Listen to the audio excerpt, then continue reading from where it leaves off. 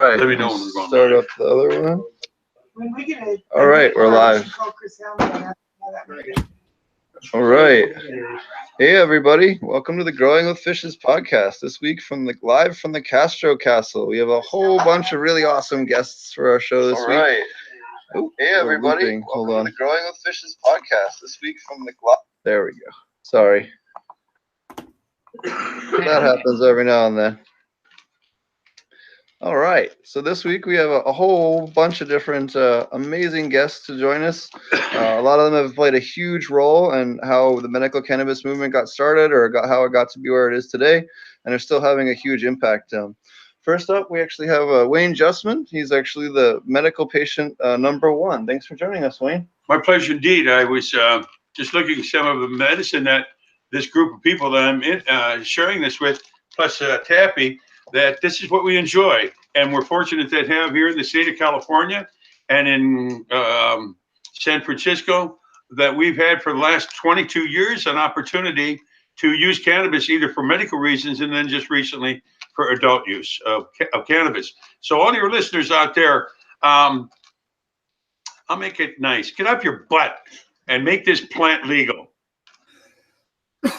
Good evening.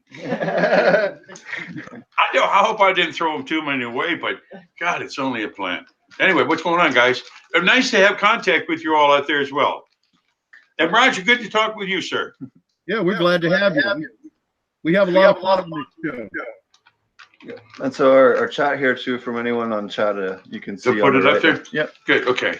So what? You tell us a little bit how you got started with the medical marijuana movement, and I know it has a lot to do with this place here in particular. To give you some perspectives, I'm 73 years old.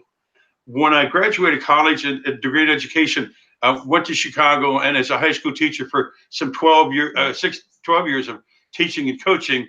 And at that time, believe this or not, the first time I used cannabis with some of my students. And they came over to my home and I had to try cannabis because I heard a lot about it, but also too, in the 70s, hell, I was doing some powder coke and some other things, etc. So I was a person of that culture in that particular time. So my curiosity was developed. But again, if whatever I did, a drink or something like that, I had to be responsible because I had responsibilities as a teacher and coach. So my frequency would once or twice a week, maybe, to smoke, and certainly not to be able to drink or things like that. I had to stay functional. Now I'm paying for it now because I'm very dysfunctional.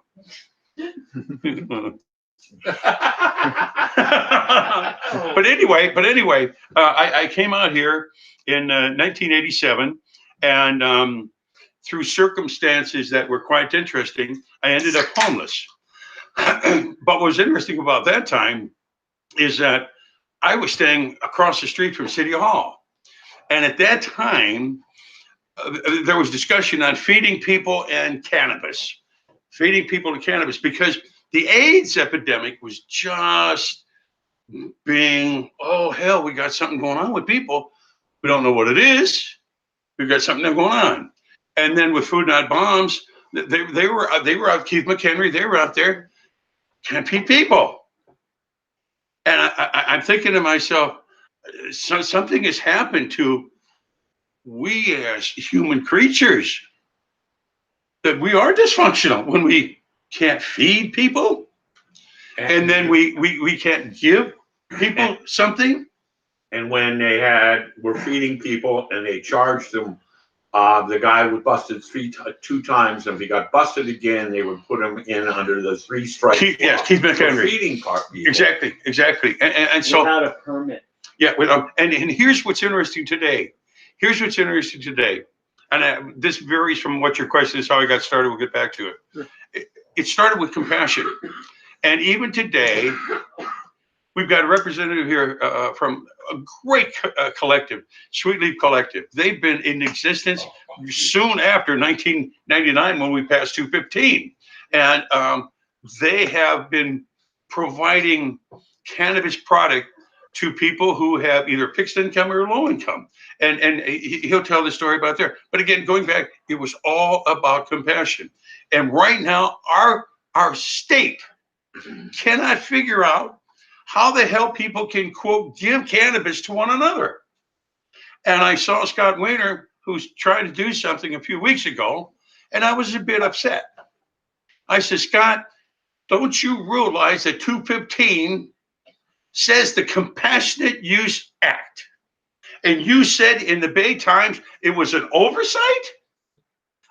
That you've got to do something about that. So anyway, let me get back to your statement. I was diagnosed HIV positive.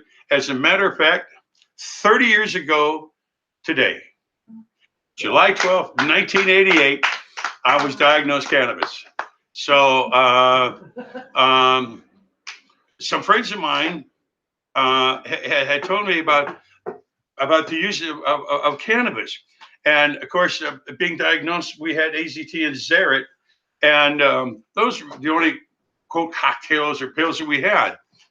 But for us that were taking that, and we found that out from people who came into dentist facilities, 194 Church or 1444 Market, you didn't know if the damn medicine was going to kill you of the virus, because they both made you sick.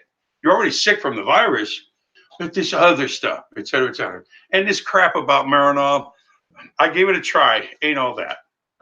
Ain't all that, because also, too, folks out there, they're going to start pushing synthetic cannabis. Yep. And GW Pharmaceuticals in Arizona or somewhere already got that through. Yep. And don't let them take this natural plant and put it into some damn pill and say it's equivalent to or better than whatever the hell it is.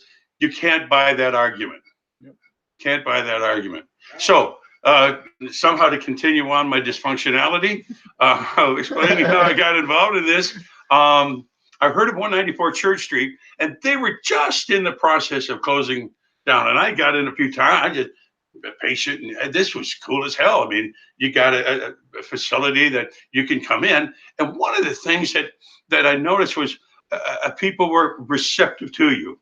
Well, Dennis soon moved to 1444 Market Street, and with that move, I knew I had to do. It felt I had to do something, and when I went there, who the hell is standing at the door is Dennis, you know, and I said, Dennis, I said, when you get an opportunity, I'd like to speak with you. I think we can help one another. Maybe a half hour later, he comes up on the third floor near the bar, and they were round table. Anyway, he sits down with me, and I busted out to him who, what, where, why, and when, of what I've done, et cetera, et cetera, et cetera. And our bottom line is, I said, I think we could help one another. And here I am 25 years later with the experiences that I had with that man, and then also to the experiences we had in making cannabis available in those days to sick and dying people, is what 215 said. But we've expanded that to now even adult use of cannabis, which is fine. I really object to recreational cannabis. Christ, I take a ball and throw it to somebody. That's recreation. I'm not sitting here with friends and, hey, let's recreate, Pip. Hold on a minute. I'm going to run. I'm going to smoke. Yeah, it's the getting that all use is medical. Well, it was. I think that's a very simple thing to speak of. All uses is recreation. You don't take it to feel bad. You take it to feel better, and that's something I think that we as a society have taken hook, line, and sinker the bullshit about cannabis is a drug, or it does something wrong with this, or does something wrong with that, when it's had a history of mankind going thousands of years with the Chinese, other dynasties, et cetera, and other civilizations have used it. Yet we buy this scare tactics. Oh, and bring in those white Christians. Oh, I need them to tell me what I got to do. Oh, do I need them? And especially, give me those white Christian males I can scare the hell out of. That it's marijuana coming here, and not only that. Some Republicans too. I mean, and not only that, you know, that cannabis, they're going to have our women going down there, New Orleans, and that jazz music, and they're going to have sex with those black people. Oh my God! That was the fear. The 1930s all over again. Also, with the Mexican Revolution that happened right in the late 1800s, early 1900s, and there was a big influx of people strictly fleeing the war in Mexico, and they happened to use cannabis as medicine, and that was a way to target them and still be good Christian folk and say, oh, well, it's not because of the Mexican, it's because they use marijuana. And then knowing full well it was just a veil for racism. And this is how our government was able to control the cannabis from the Mexicans coming over from the border, because they knew they grew this stuff and used it. Well, if we can take that away or control it somehow, we're not going to control that society. The way to control so all of this, our government has done that so well, and it's even doing it today. It's a shame what's going on. But so I got started with Dennis in 92, 3, 4, and he closed in 98. It took me a year to find another building, and I found that in 1999. So I opened what at that time the San Francisco Patients Resource Center, and it stayed at the Divisadero for about 8.5 years or something like that. When I soon did that in the year 2000, we only had a half a dozen clubs, something like that, here in San Francisco. And I also know that we needed something to identify us as patients. So with the work of the district attorney, who my dear friend was, Terrence Callanan, and Mark Leno and a few other people, I sat down and wrote legislation. That's where I keep that piece of paper. I don't have. Anyway, I wrote down this idea of the card, and we had great working relationship with the supervisors then and the mayor. And so within several months, it was proposed and talked with at committee level and then the supervisor level, and it passed by there and then signed by our mayor. And in July of 2000, the first card was issued. And at that time, I got some pushback on people. Well, we don't want to register this. The only thing I could do is I'm going to be in line. And that Monday morning when they opened up, I was there. And somebody has to do it. Right. Someone has to do it. And for myself, I felt I was in a pretty good position to be that someone. Okay. And so that's how that got involved. And then what I did in the years after I left 350 was helped. I think there were 9 different dispensaries from here down to Southern California that I helped open, use political influence or my expertise and things of this nature. And now basically what I do is hang around with some people who, I guess if Hillary Clinton were here, she'd say deplorable. But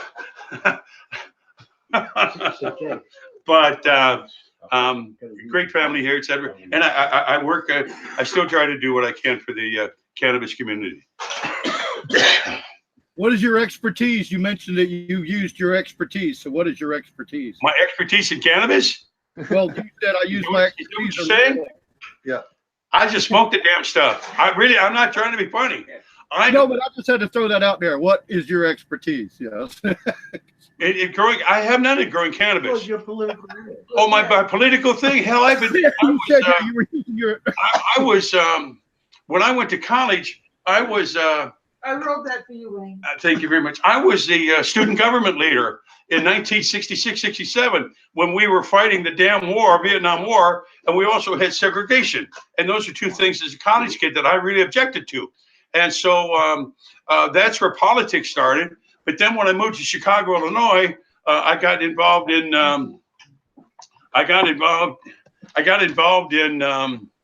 politics, both at the city level, the town level in Cicero, and then in Chicago, Cook County, and then also too that took it to the state government with Springfield, and then obviously national politics. And I was there for 17 years, and then I got a position with Marriott Corporation because I want to learn business.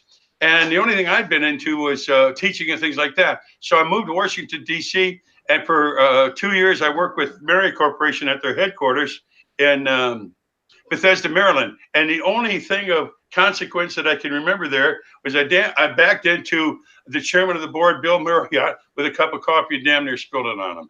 As, you're going to spill coffee on somebody, you might as well make it somebody important. Throw it at the garden. So, and then I came out here. And I've been here for 30 years. And I enjoy it.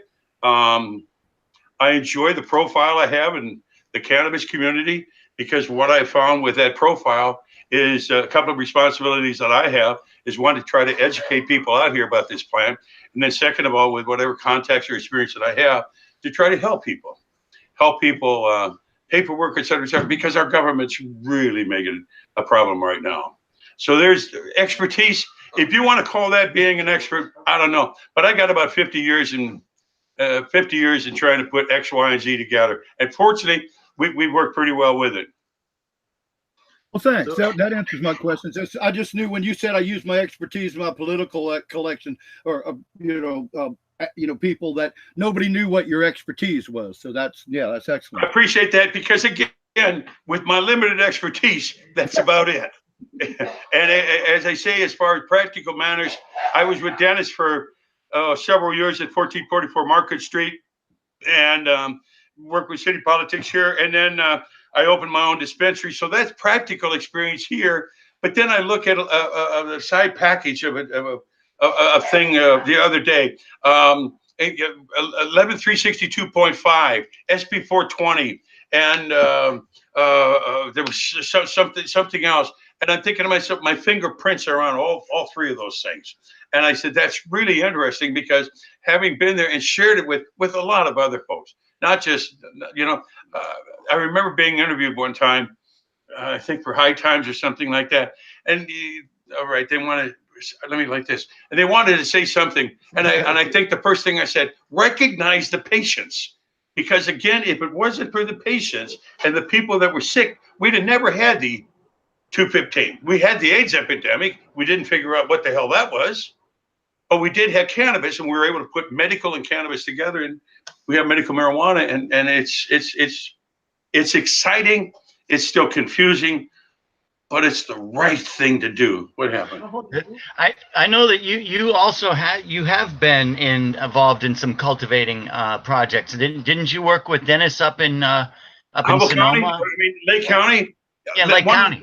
One of the great things that Dennis enjoyed, he got this farm up in Lake County, and it was a ranch. It was a huge 1-floor ranch, and they had a porch, a kitchen, a large bathroom shower, and then they had a hallway, and then they had 1, 2, 3. They had 4 bathrooms, and then they had one very large. If you knocked all this thing down, about the size of this, it was a living room. All right, and then also too, they had a separate cottage on the outside, which is a little bit more private, a little bit more fancy, et cetera, et cetera.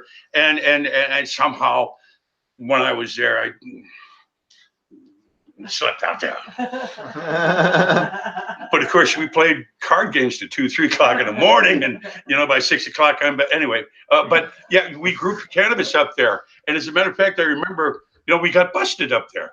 The feds and local people busted us, and we had played War or Risk, whatever the hell the board game. Risk.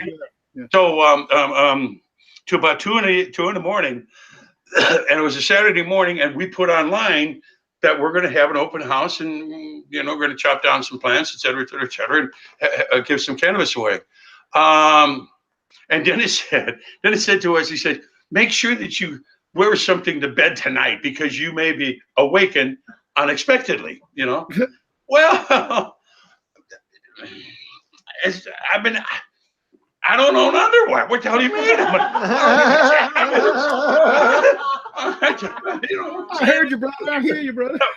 Anyway, all right. So I'm out here, and then what's interesting is now I'm in a room, and one of these sliding extra rooms where you have just a screen and a door, like an extra thing. Well, that was the porch, et cetera, et cetera, et cetera. And at about 6 or 6, I hear bang, bang, bang on that sound. Whoa, holy shit.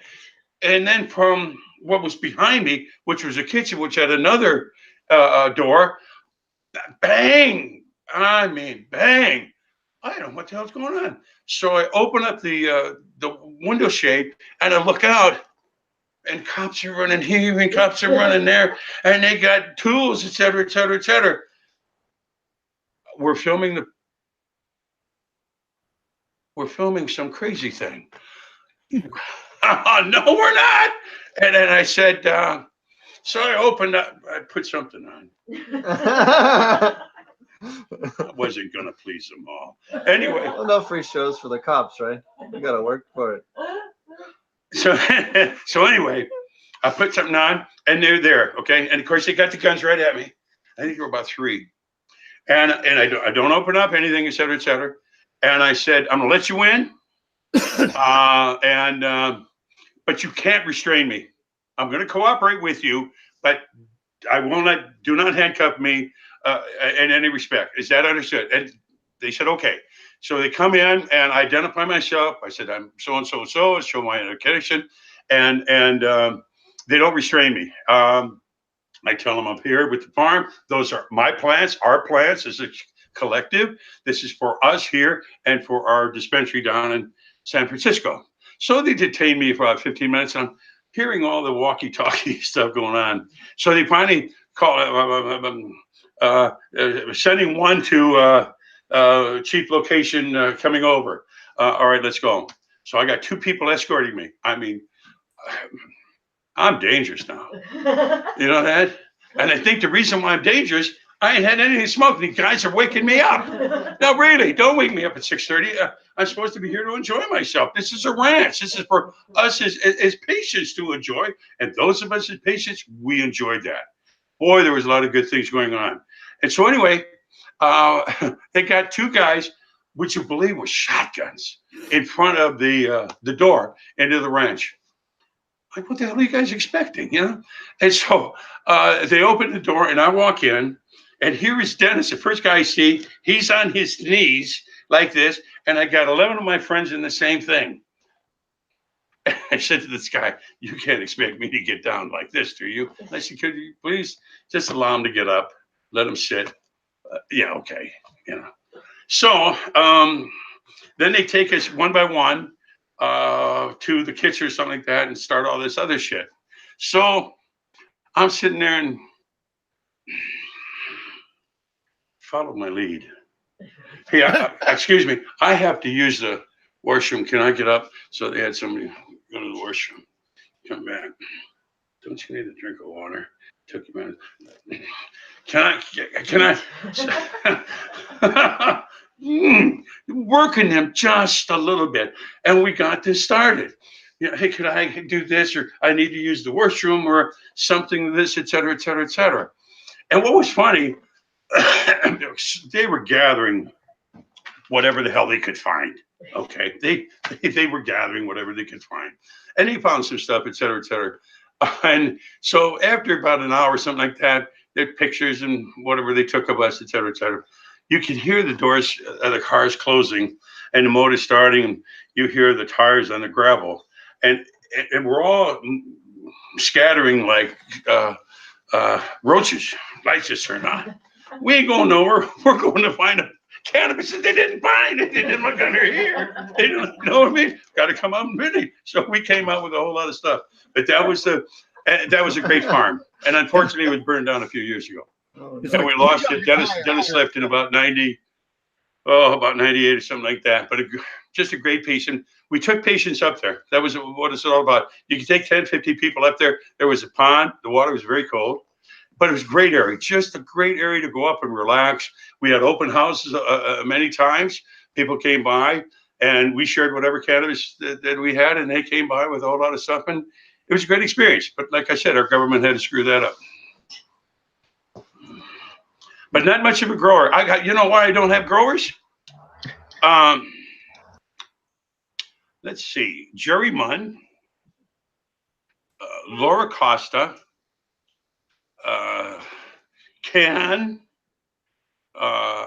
Those are just 3 people that I'm fortunate to know in this movement who provides, Joe Sweetleaf from the Sweetleaf Collective, who provide cannabis to the castle, to many of us, et cetera, et cetera. I'm very pleased that we have that working rapport. So we still care about one another.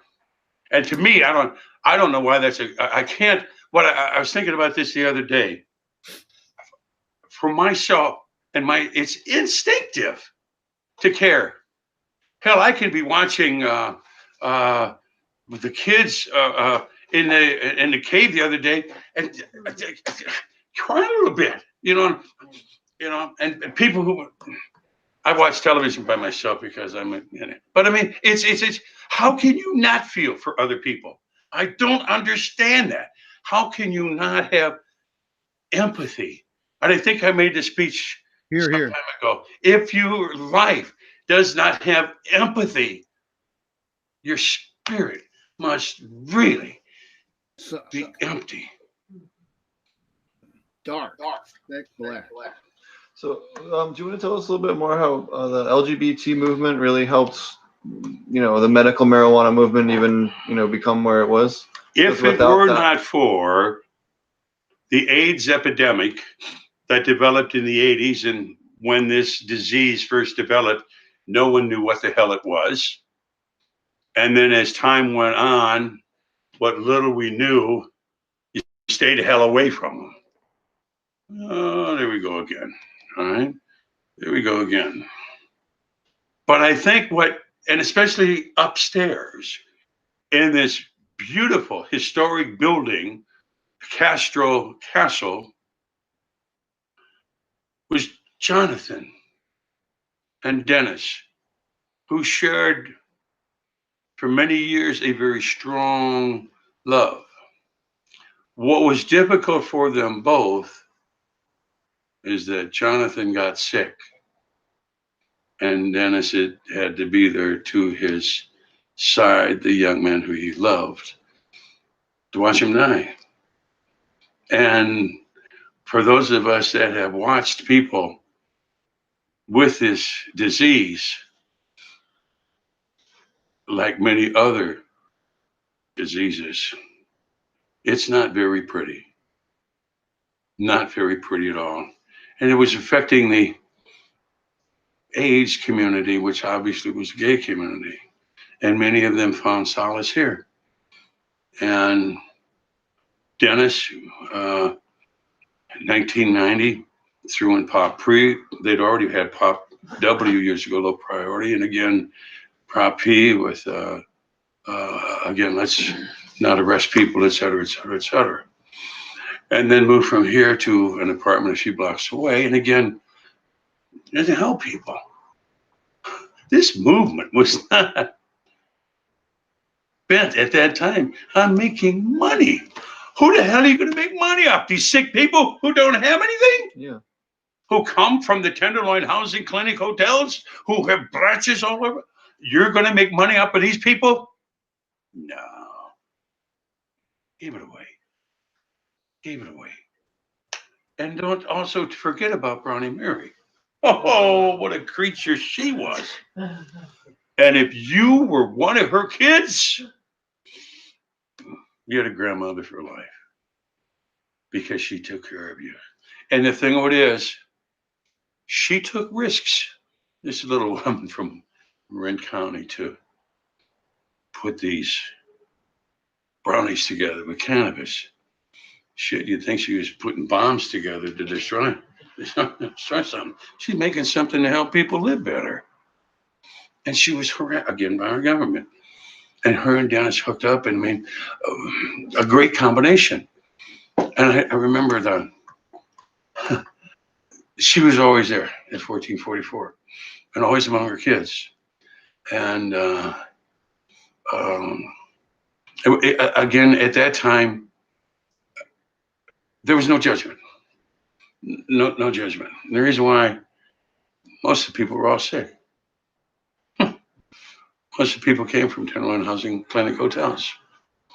No one was better than anybody else. And we just made sure that the hell they were experiencing outside that building never occurred inside that building. There was always a shoulder. Always a shoulder always a hug from all of us.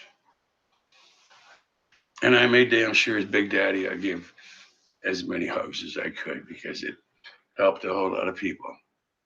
And what I cherish now is the memory I have of so many of those people I hugged because they're not here.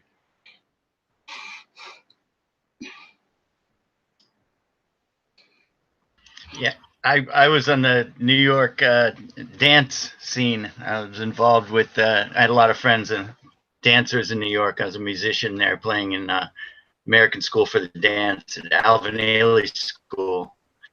And one of the first people that got it there was he was the headmaster of the school of Alvin Ailey School. And back in those days, we didn't even know what AIDS was. He died of Kaposi sarcoma, I believe. Was his official. Yeah, they had a bunch of names first. Yeah, right. Yeah. We didn't know. We were starting to call it immune deficiency, or starting to get names for it back in those days. Deficiency anemia, that crap. But there were so many kids. There were so many young kids that got it on the dance scene in New York City. You wouldn't believe it. Like promising young choreographers, kids in their 20s that were, phenomenal future. And the use of artists in those days, dancing didn't help the situation either. Challenged even more the immune system. But they were quite popular in those days. I remember they lived on cigarettes and coffee. This goes in Chicago in the 70s. I didn't have to take a bottle there. All I had to do is get on this dance floor and smell. Oh, here we go on this. Wow. That's about Mary, Brownie Mary. She was very brave. She took brownies into the hospitals, right? She was a warrior. Let me say this. I was tempted many times, but I never did. I wanted to lift her skirt up and just see how big and brass her balls were. I really did. She took every challenge head on. And I remember we've got some film of her speaking in a truck. And she's out here and angry. Bullshit with those regulations. Bullshit with this is medicine for my children. And that is what motivated that lady. And for most of us, it was for medical use. It's a plant. Give the damn stuff away. I know one of the things that Dennis and I on the way up to the farm, we'd go by the grape fields. And I see grape. What the hell do you think our thought was? Maybe someday that's all going to be cannabis. I hope that can come about. I hope that come about. And Brownie Mary, just her strength and her wisdom and her genuine caring. Besides having a filthy mouth, she was lovable. she was lovable. For those of you that let me qualify what I just said. Brownie Mary was very well known for a very tough mouth, and use your imagination to figure that out. Then she was a doll. Cuss like a sailor, right? Yeah. I wish I could share this with the viewers here. I wish I could share this, et cetera, et cetera. But there's a lot of other people here that you need to hear from, but they wanted to start with me because then it proceeds down to, I don't want to say just, anyway, go ahead. What else? You've got to get some of these other people. What happened? Well, we can give you a break if you want. Thank you so much for joining us. I know we tried to get you on the show a couple of months ago, and we had some technical difficulties. But technical difficulties, hell, I couldn't figure out my computer. Really? He said, "Dude, I couldn't do it." I told Steve when I said, "Steve, I'm going to do your show." Yeah. And I thought, okay, we got it hooked up. But I'm excited. I want to help. Steve's a great guy, and I wanted to get his show. And he calls, I got to hook up, and Steve, I can't. And he said, Wayne, do this and do that. And no. But listen, I'm glad you're here. As I say, there's some wonderful folks here that you're going to, one of Dennis's brothers here. Actually, you want to tell us, maybe just to finish off, how you met Dennis? I met Dennis at 194 Church Street. That was the first time I met him. But the first time we really hooked up was when, like I said, that day, probably a week after opened 1444 Market Street, he was at the door when I came over there to register and all. And I told you, I said, Dennis, I said, we need to talk. I said, I think I can help you and you can help me. Because again, for all of the years I've had in politics at different levels and being HIV positive, and even though I have a college degree, I don't know shit. Okay, I got a Wayne attended school and give him a bachelor's degree.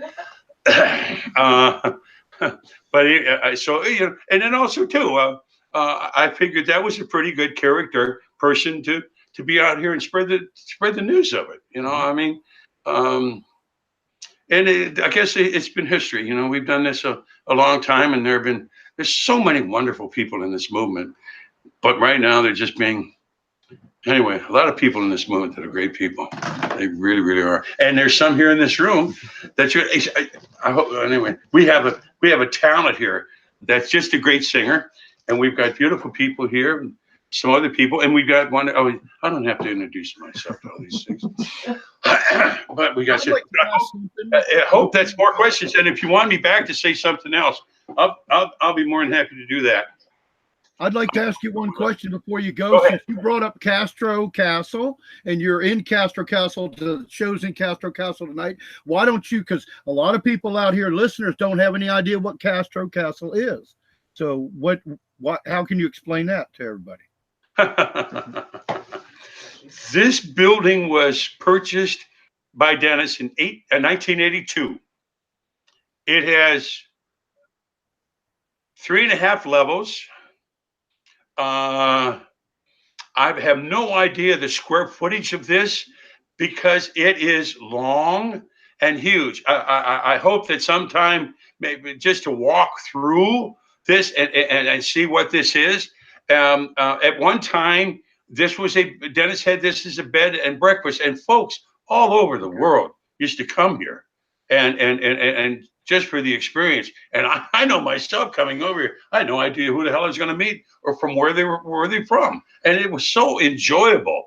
But we got away from that a little bit as Dennis's health started to decline. And now they have a number of friends who live in the building itself and maintain it.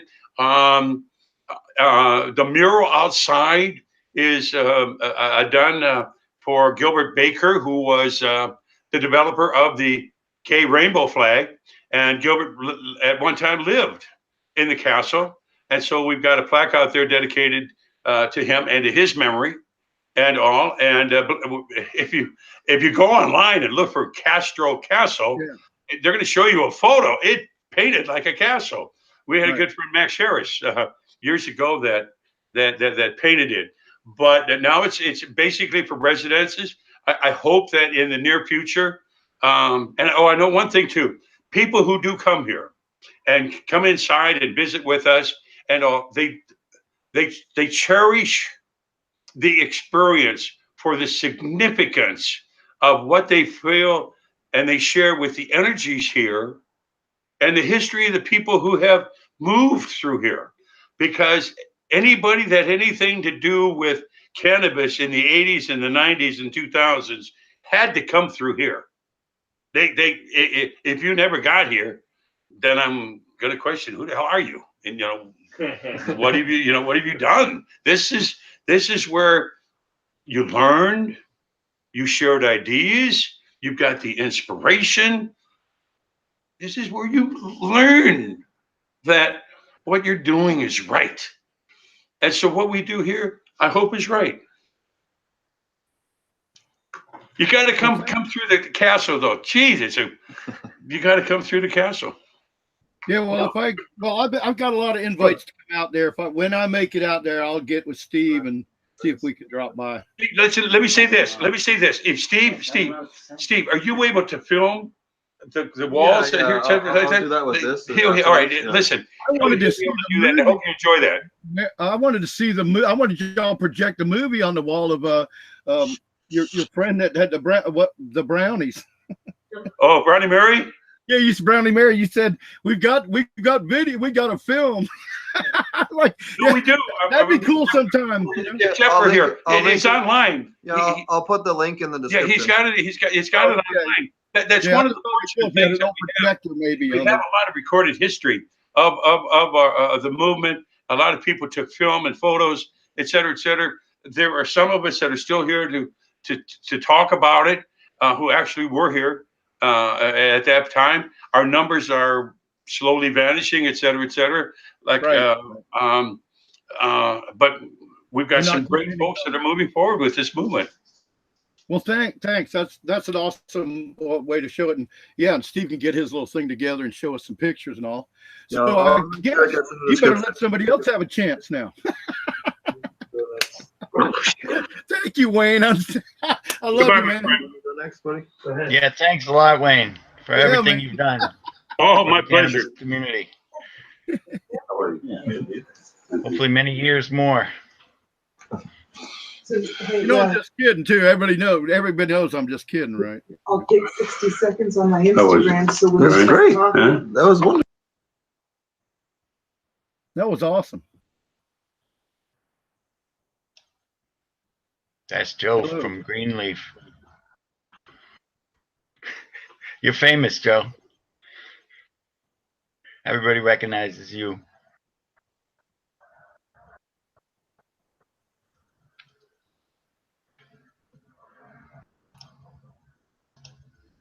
Yeah. Hold on a second. Happy like Why don't Okay. you go ahead?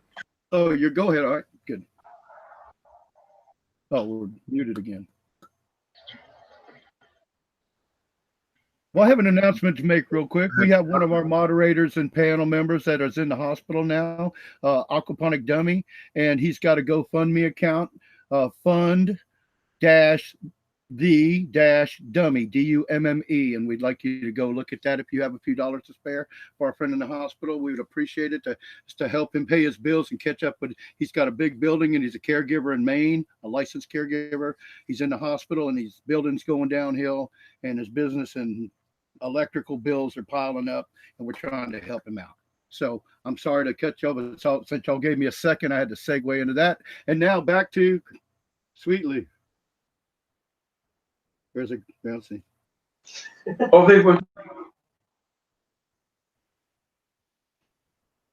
You keep being muted. I can't hear anything. It's fun with the mics open tonight, I think. All right. okay, there we go. There we go. We're back. So why don't you tell us what your name is and a little about yourself? So I am Sweetleaf Joe, and I am the founder and director of the Sweetleaf Collective. And we started in 1996 providing free medical cannabis to low-income terminally ill patients here in San Francisco. And that makes us the second oldest medical marijuana group in the state of California. That's awesome. So how did you get started first working with Dennis and the movement? Well, it's interesting. It's funny Wayne brought up Food Not Bombs because that's where I made my start. I was a young 20-year-old activist new to San Francisco, and Proposition 215 passed in 1996. And I thought, well, why don't we do Food Not Bombs for medical cannabis? And so what Food Not Bombs does is it takes surplus from the food industry and gives it to those most in need, who are homeless people. And I thought, well, why don't we take the surplus cannabis and get it to the people who are low income and terminally ill because they can't afford it, and it's going to help prolong their lives. And so that's how it started. What are some of the best strains or different, have you seen difference between different strains, and then also how concentrates have come on and how much difference that makes for people? What I find is all cannabis in general really helps out with HIV and AIDS, and also with cancer, primarily for appetite stimulation. You know, with wasting syndrome, with HIV, you can see people losing 30 or 40 pounds in a month. And we have some patients that they can't eat unless they smoke a joint. And so it doesn't really matter. Like some strains are working better or not as good, but it seems like all cannabis is helping people medically who have these conditions. That's really awesome. Yeah. So how do you find patients to work with, or how does that whole system work? Well, we use flyers. We're kind of old school, you know, we're like back in the 90s. And so we do flyers because, you know, we had to be under the radar for a long time. When I first started Sweet Leaf, the federal government was cracking down on doctors. They were trying to take away doctors' licenses for just discussing cannabis with their patients. So, you know, from the beginning, we were really concerned that we would face federal charges for breaking the law to help save people's lives. And so it was all word of mouth. That was also how we found cultivators and donors. People would talk about us, and you know, we started small. It was just 5 patients that we took care of, and now we have between around 150 and 200 patients that we take care of. We just recently expanded to Los Angeles, which is really awesome, because I would like to see this project spread and just take care of more and more people. I always fantasize what it would look like to take care of like 1,000 people or 10,000 people, you know. So somebody's a grower, how would they get involved with you if they say had some extra stuff and wanted to donate? Well, they can contact us. My email is sweetleafjoe@gmail.com, or you can follow us on Instagram. We're Sweetleaf Bay Area. And currently what we are doing is we're just working within the regulated, permitted framework in California now. So unfortunately, we aren't allowed to work with anyone without a permit. Which, you know, is a little disheartening. It just started at the beginning of this year. Previously, we were able to take, you know, pounds from anyone. Last year, we gave away over 100 pounds of cannabis for free. Since our inception, we've given away, you know, over a 1/4 ton of cannabis. That's amazing. People that really need it. That's really awesome. Yeah, we try to have impact, and it's funny too because we're just a small group. You know, it's never been more than 5 people involved, and you know, it gets me out of bed in the morning. So you spoke that the January 1st really affected you. Do you want to talk about that, or at least how things were before and after, and the negative consequences of the current legalization? Yeah, it's been a bit of an uphill battle. So now we are not personally allowed to dispense cannabis. Previously, as you may have noticed on our flyer, there's a bike because we were bike delivering it to everybody's homes because a lot of our patients have mobility issues or they're housebound, and so they can't really go anywhere to get their cannabis, let alone pay for it. So now the big issue is that we have to partner with people who do have permits. And thankfully, there is still compassion in this industry. So we are seeing compassionate individuals coming forward. You know, we've been working with Spark here in San Francisco and Magnolia Wellness over in Oakland. And we recently partnered with Green Earth down in LA, and also Oz, Alternative Health and Healing Services in West Hollywood. And so we're not able to touch the medicine anymore. Now we're more coordinating things. So I'll coordinate permitted growers and manufacturers. And then we have a distribution company that's permitted that we work with, True Humboldt, which I like to give a plug out to them. And so we can get the medicine to dispensaries, and then we organize all our patients to get them to the dispensaries on certain days so that they can pick their medicine out. So you basically have become an expediter of what you start. Yeah. We're like it's kind of like we're a brand now, but we're a brand that doesn't make any money. No, that's really, really awesome. Yeah. It's incredible. incredible story that you do that. That people in this day and age would do anything to give anybody to actually lose money. I think that's just incredible, and I'm sure. Yeah, well, it's kind of like, what Dennis did. A lot of us who've been around in this industry since the 90s, the reason that we're still around is we weren't really concerned about making money. We understood that this was changing people's lives, and that this was an opportunity for us to be of service to fellow humans. Well, it was all taking care of each other too, wasn't it? You were really all about you took care of each other. So then you were allowed to take care of others. Yeah, and what Wayne was talking about, empathy and compassion, I feel like those of us who've been doing this, we feel like we've led more fulfilling lives. And one thing I would like to riff on with Wayne too is that compassion is empathy in action. That's my little tagline. Nice. You like that song? I like it. You can use that. You can use that. Thank you. It's not trademarked yet. Let me see. Empathy is action. Awesome. Well, thank you so much. Why don't you tell people how to find you and how they can support you and any other ways that they can support you? Cool. So we're Sweet Leaf Collective. You can check our website out at sweetleafcollective.org.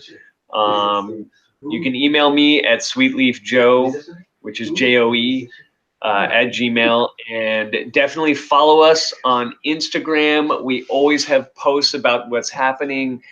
Currently, there's SB 829, which is a bill in Sacramento to take away all the taxes to compassionate cannabis, because that's been a big issue since January 1st. A lot of programs have had to shut down, or they're not giving stuff away. We're not giving away as much as we gave away last year, because with these new taxes, we would be on the hook this year to pay $200,000 in taxes if we gave away the same amount of cannabis that we gave away last year. So it's really a tragedy, but we're fighting it, and we are hopeful that we will win this battle, much like we've won all the battles before. So how would people support that if they want to get involved? Like I said, you can find us online and we can plug you in. If you are a resident of California, call your assemblyman and call your senator and tell them to support SB 829. It's a bill that's being put forth by Senator Wiener. We have passed through 2 committees so far. The first with an 11 yes vote with only 1 no vote. The second committee was 8 yes votes with only 1 no vote. And so we're hoping to see it on the floor of the assembly to get voted on in August. Now, because this is in regards to Proposition 64 and it's going to affect taxes, we need a super majority vote. What that means is we need a 2/3 majority vote. This is really important. Everyone who's in California, call your politicians, call your elected representatives, send them emails and tell them that they need to support this, because there's a lot of people out there that are not receiving compassionate cannabis because of these taxes. We're still in operation, but it's in a much smaller way than we were before, and we would just love to ramp things up and give away as much as we gave away before. And their needs have not gone away. Exactly. These people's needs have not gone away. And like I mentioned before, with wasting syndrome, someone can lose 30 or 40 pounds in 30 days. This is serious, and lives are on the line, and we need to do everything in our power to correct this oversight. Definitely. And folks out there, if you call your politicians and they don't help you out, just remember they're a renewable resource and you can vote them out. Search out, seek out, and find and support politicians that'll help the medical marijuana community for sure. Yep. That's why we got to be lookout for those legalization and name only bills that we talk about so often on the show. Oh yeah, we hit on this all the time, back and forth on week after week on some of this stuff, but it's so great to have some. This is great tonight. Thanks. Thank you. We'll take a second while we switch people here. Hey, y'all make sure that Wayne didn't think I was being mean to him, right?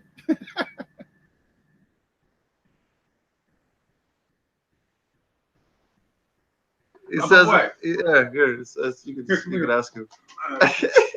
Wait, let me get back here. Let me get back here. Steve, what's your Instagram? My Instagram is Potent Ponics. Oh, golly. Now, who being mean to me? POTENT. Not me. I was just saying. I was kidding with you. I was making. I thought you. Yeah, I didn't think you caught my joke at the end. You know, I was like, I wasn't rushing you off. I was trying to make. No. But we also, there's some other interesting people here. You know, it's something I forgot to say. Are we still broadcasting with all of them? Yeah. Something I forgot to say. There are people all over the country who right now are having legal problems. Yes. A grower, provider of some sort, they're having legal problems. They're being harassed, threatened with eviction from their home or their property, or that not only eviction, but taking that away from somebody. We got to remember what we called cannabis warriors, those people who right now are being challenged because of laws. If you know of anyone throughout our country, here in California and on the West Coast, or in the Midwest, or on the East Coast, who's having some kind of a legal problem, check into it. If nothing else, become informed on what their hill is, because you might be climbing up that hill yourself someday. And if you can reach out to them, many of them need financial help. Neither of them need any help what you have, financial or legal, or if nothing else, send words of encouragement. It's not easy for us that have been through that to be left hanging. Dennis himself, 22 times arrested. And I've got folks around me that continue to be harassed. And I know myself the harassment that I've gotten. It said, all right, the price you pay. But the reason why we pay that price is because what we do is the right thing. You're here. So I'm asking everybody out there, if you know of somebody that needs some help, send out some money, some well wishes to send something to their family. It's a tough time for them, but let's look out for these people that are in need of help. Absolutely. All over they are, from here to Maine. And even a few bucks. It's just if you say I don't have just a few bucks. You don't have to try to be a big, big sponsor. Just any few bucks might buy them a meal or something. Something. Put money on their books, let alone pay for some lawyer. Yep. But really, I mean, so many of our friends go through this crap. Yep. I know our friend Eddie left. I communicated always when Eddie was in prison out here in Colorado. It's crazy. And like I said, Dennis, 22 times, and how many of our friends that are in prison? Oh, can I tell a quick story? We were at a lot of our patients sometimes got into some legal problems, and so we heard from a guy who had just been some time in San Quentin, which is a prison out here in Northern California, and a real monster of a prison. So anyway, it was during the time of 215, and a lot of news was covering 1444 and Dennis and myself. And so in a prison, they have at that time a television room or something like that where the inmates could go and sit and watch television. So apparently they were watching the local news, and a story about Dennis and I in 1444 comes up, and our friend says to him, everybody, hey, there's Wayne and Dennis. There's Wayne and Dennis. And they thought that was funny. I thought that was funny too, because all those friends, no matter what they were our friends, and we cared about them, and they shouldn't have been there in the first place. But that was funny. There's Wayne and whatever. Would you be willing to tell the story about the time he got arrested and then he told the cop about his shoes, or is that my shoes, his shoes, whose? No, Didn't he get arrested when he was walking into court? He made a comment about a cop's shoes or something, and the guy snapped at him and got the court thing ended. oh yeah, I mean, Dennis had, A whole bunch of different times he's had yeah, Dennis, I mean, 22 times being arrested. Dennis had what I would say a very quick wit. He really, and he used it, and he was very efficient with it. And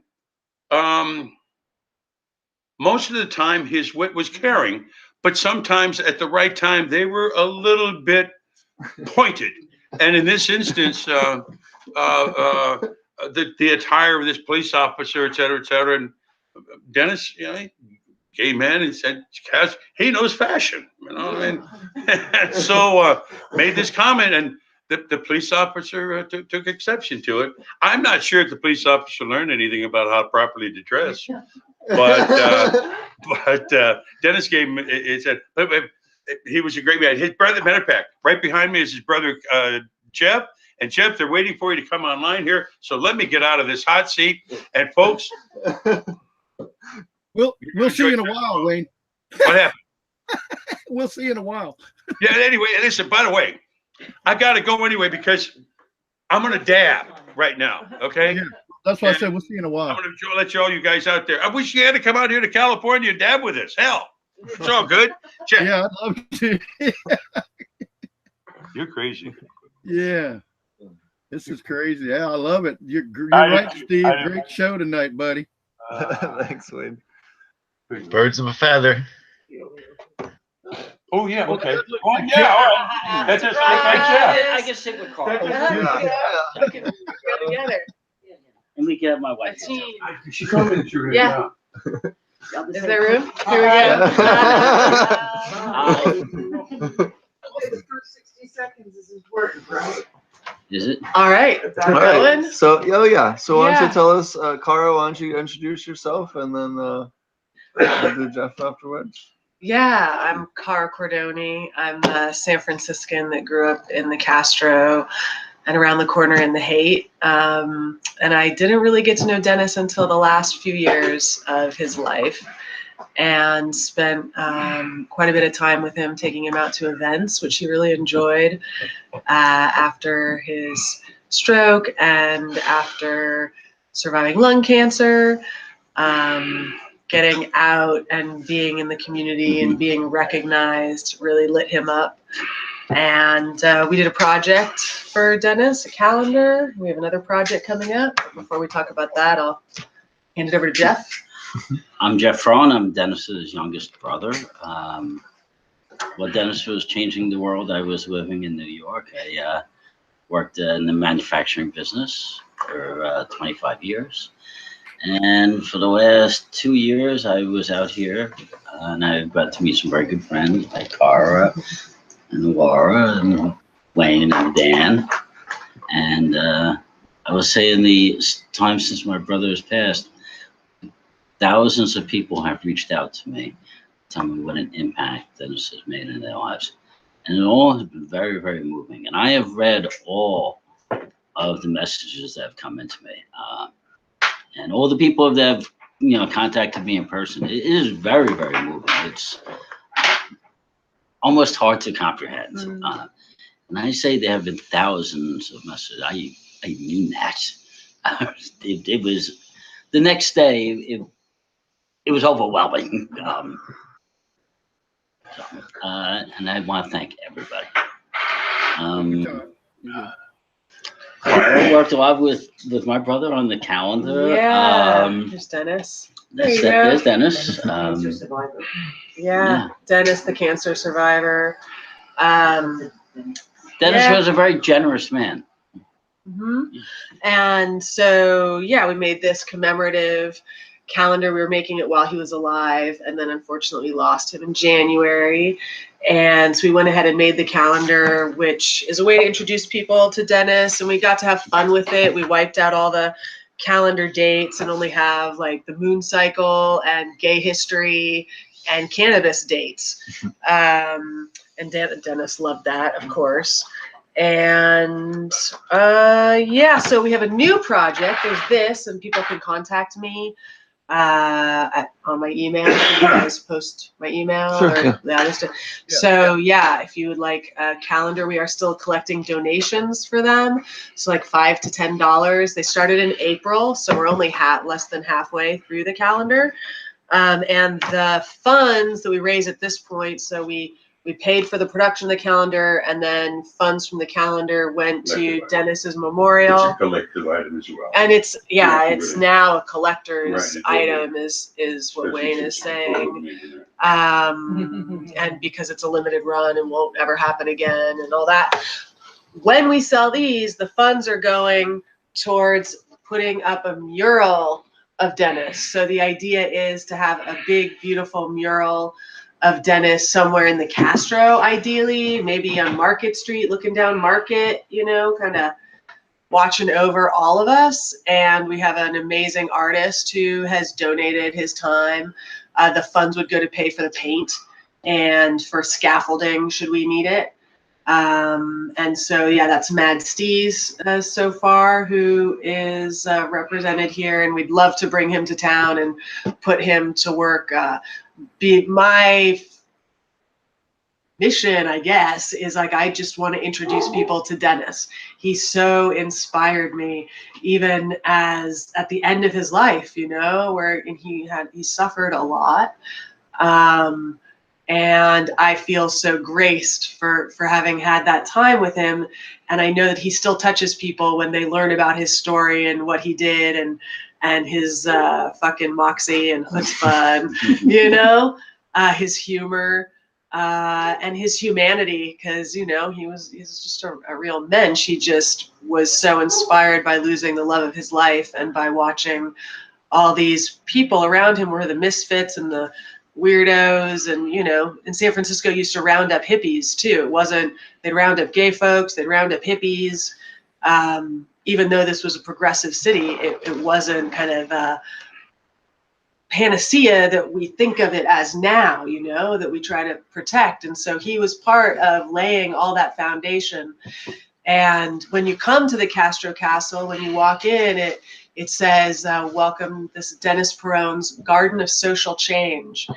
And so, he was a gay veteran, Vietnam vet, hippie, outlaw, and he brought this to us. And so spreading the Garden of Social Change was he fed people, he got people medicine, and he loved people.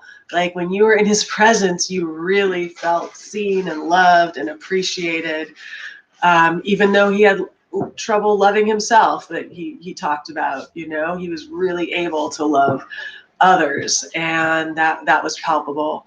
So I'm here to continue that, to introduce people to Dennis. This mural would be a great way to continue that. And yeah, so hit us up if you'd like a calendar, if you'd just like to donate to the mural. We're happy to take that. Awesome. There's a garden too, right? Yeah, well, all around when you come in, there's succulents in particular. There's the Garden of Social Change. Mm-hmm. Yeah. Years ago, and not so much anymore, people would come knocking on the door and wanted to have their picture taken by the little in the front there, by Dennis Peron's Garden of Social Change.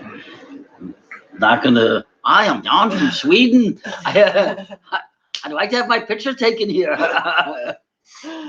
That really happened. Eastern accent. I don't know if his name was Jan. I was like, wow. Yeah, sure. Yeah. Do you want me to take the picture for you? At first, I was like, really? You want your picture taken here? Okay. That was funny you mentioned how funny Dennis was. That was my first experience with Dennis. I was helping him down some stairs when I first met him, and there was some reporter from, I don't remember, I think it was Herb magazine, and she was taking pictures and stuff, and yeah, that's who it was. And she leans over, or Dennis leans over and goes, "Make sure you don't post that publicly. My boyfriend will get really mad if he sees me with this hot young guy right here." I was dying. That was But he was always cracking jokes, and always super funny. That was Dennis. Yeah, well, twinkle in his eye. Oh yeah.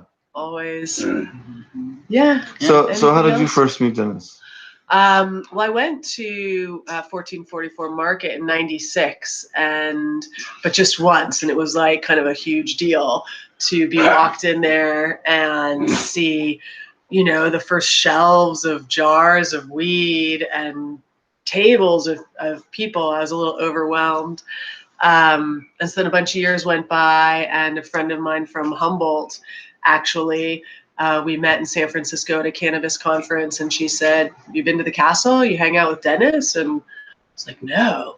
And she was like, "We're gonna remedy that right away," and brought me over, and so that was like two years, maybe 2.5 years ago. Yeah. So then we came often. Awesome. So, what was your first experience here at the Castro Castle? You said you were on New York, and then my very first experience here. Yeah. Yeah, what? Like my very first experience. Very first. Choose the first experience Yeah. that you want to share.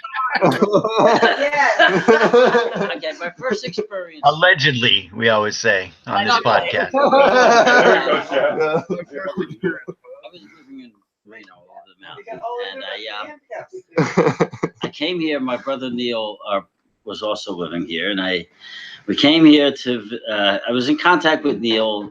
It was very hard for me to contact Dennis at times. He was never home.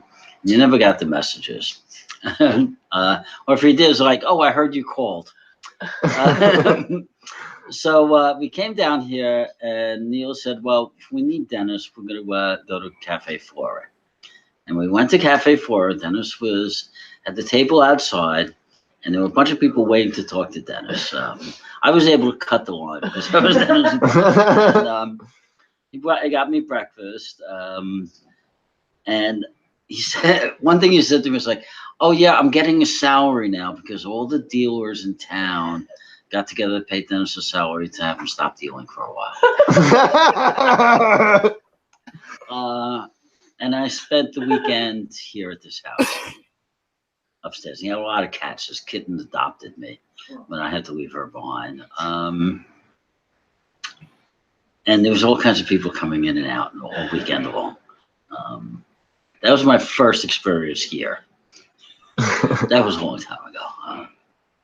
And I've had a few others over the years since then, but that was my first experience here. Favorite experience? Excuse What me? about your favorite? Yeah, what was your favorite experience? Here? Allegedly. I think it was the Father's Day that we had here when Mark Rutherford came. We took all the pictures. That was a very good day here. Doing the calendar. No, that wasn't the calendar day. That was December. no, it was Father's Day. I remember that. It was 2 years ago on Father's Day here. We had a bunch of people here. We all gathered and partied. That was one of my best days here. Well, thanks for sharing. So, what are some of the things you guys are currently working on? You guys work with a lot of different movements. I know you guys have spoken a little bit about. Well, a lot of people contact us, but not working with any particular movements at this time. Sure. Although I don't like it when I hear people say that, "Oh, Dennis told me to do this," and when in fact I know that he didn't. And Dennis was never in favor of Proposition 64, no matter what people may say. It's a lot of video to prove it. Yeah. I also know that there are people saying on the internet that Dennis secretly told them this. Okay. Well, Dennis not secretly told me that he wasn't for it. Okay? That's actually how I met him. I applaud you for. I met you about a year ago at the New West Summit, and Dennis was there. Yep, that's where I met you. Yeah. And then I met Dennis the first time in San Diego. Yeah. Oh, in San Diego. Okay. Yeah. Yep. Back before 64 went through. Right. I guess it was 2016. I think it was. Yeah. October. Yep.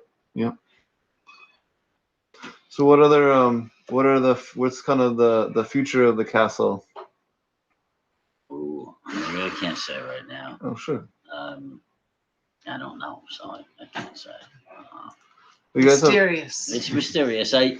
I would say that I hope that Dennis's legacy lives on. I would do whatever I can to help promote that. Dennis was a very generous. Proposition 64, people call it legalization. What happened in Colorado, in Canada, none of this would have happened without Dennis. When he did Proposition 250, none of it. You know, maybe eventually something would have happened, but cannabis would not be looked upon as favorably as it is now. Not that it's looked upon favorably now. So we should tell our elected officials, deschedule cannabis. Do it now. And for those who say that that would not be politically expedient, those are the same people that predicted the last presidential election. And they probably got that one wrong too. So that would be my answer. And every one of us should write a letter to your senators and congressmen, you know, telling them that. And if enough of us do it, they'll pay attention.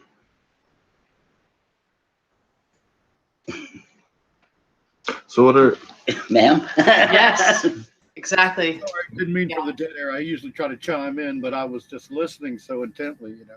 Yeah, get out there, blow up those emails, you know. Yeah. Blow up those, look them up, Google up all your representatives. the bill SB Which- SB 829. SB 829? Tell your Senate representative to support that. That's the California bill, right? Yeah, tell them what state, Steve. Not everybody lives in California. I would also encourage everyone in all 50 states to write your congressmen and senators and tell them that cannabis should be descheduled. Just Not Don't- rescheduled, not made Yeah. lower on the schedule. taken off the list. schedule. The whole schedule should be blown up, but before Right. we get to that, get cannabis Right, off just of it, at take it least. off the list. That's what should be done. That's what Dennis would have wanted. If anyone wants to help promote the legacy of Dennis Perone, write this letter in the name of Dennis Perone. Mm, Say in the Please. name of Dennis Perone, deschedule that shit. deschedule it now. That would be a fitting end to Dennis's legacy. Because very few people, I talk to people who are in the cannabis industry, and that in here in California, that would not exist without Dennis, and they have no idea who he was. Mhm. So I think a fitting legacy would be to have it descheduled in his name. That's a good. That's a very good point. Wow, Yeah. that was a strong point right there. Yeah. All you millionaires out there complaining about only having to keep your cash because you can't use the bank wouldn't have all that cash without Dennis. That's right. And Dennis had taken a vow of poverty. I mean, basically being arrested all those times, being a front runner, a leader. People were gonna take it away from him, the government, the police, whatever. So and I think also because morally it worked to not be an accumulator, but to actually be part of this flow. So money came through his hands and it went out. He was the point, but he didn't hold it. He didn't hoard it. Right? Dennis did not. That's how you build an economy by He spending the gave money. it away freely to those in need. Yeah. And they spend the money. The money has come up before. I got to tell you, Dennis did not get rich. He did not leave behind an inheritance. Dennis gave his money to those in need. He didn't have a value for money. Right. As you say, it quickly came and went, et cetera, et cetera. I personally saw him give a lot of money away to his friends, et cetera, et cetera. No one suffered. But Dennis lived a very simple life. Didn't own a car, didn't do this, didn't travel extensively. Simple wardrobe, simple home, simple friends, et cetera, et cetera. The value of money was the same thing. The value of money, cannabis. You gave it away and you shared it with people. So he never, as long as I'm with him, I never saw him have a value for that. He's talking about he'd have a joint in one hand and $5 in the other, or in his pockets, and he'd be like, "All right, what do you need?" And That's sometimes exactly people right. needed a joint, and sometimes people needed $5, and sometimes they needed both. Yeah. You know, and that was That's like right. he was ready. You know, that's how he took care of folks. This is really great because so many people are getting insight to Dennis from people that actually knew him. This is awesome. Yeah, Steve, you're right. Yeah, this is Yeah, Awesome. we've talked. Everybody can be in the picture, just talking when they want to. We've talked twice about Dennis on the show. First when he, we thought he was gonna leave us, and then later on when he actually did. And yeah, it's really nice to actually get the firsthand experience here at his home and with a whole bunch of people that have also helped support him and help get us all to where we're at now. There's a lot of people that don't understand how this movement even got started or why we even have medical cannabis to begin with, and it's really cool to actually educate everyone about that, and it's not something that's often talked about. That's a shame. One of the things that, if I can share one story, I wasn't there at the time, but in knowing all the stories, that the first dispensary, one of the dispensaries was actually they didn't go out to build a dispensary. They wanted to run a medical defense in court. So what they wanted was to get arrested. And so they set up like this right here, and they put up a sign that said Brownie Mary's Dispensary, and Dennis sat with a scale, and they called in the press, and they had people come, and Dennis weighed weed, and they sold it in front of the press. And they were like, dude, the feds are going to come, the cops are going to come, and we're going to go to court, and we're going to run the medical necessity defense, because that's actually how they got the glaucoma case, right? With it, where the government grows weed and gives it to patients to this very day. In case you didn't know, hopefully you knew that. It's some bullshit. And so he wanted to. It's very. And so they wanted to run this medical necessity defense, but the no one came. The cops didn't come, and the feds didn't come. What happened was the TV station called and said, our phone's ringing off the hook. And Dennis like, what do you mean? And he said, all these people are saying, where is it? Because I need it, or my friend needs it. Where do we send them? And he and all the community were like, oh shit, we have patients. Like, we need a place that's bigger than my apartment to go and actually serve these patients. And so that was, part of, and so he rose to the occasion. And I think that's, what's inspiring to all of us is when we see each other really rise to the occasion and grow and take risks. And, he didn't do it alone, and he would say that all the time. And he was still also that figurehead that took a lot of the heat, as leaders do. And he did it, for everybody, for all of us,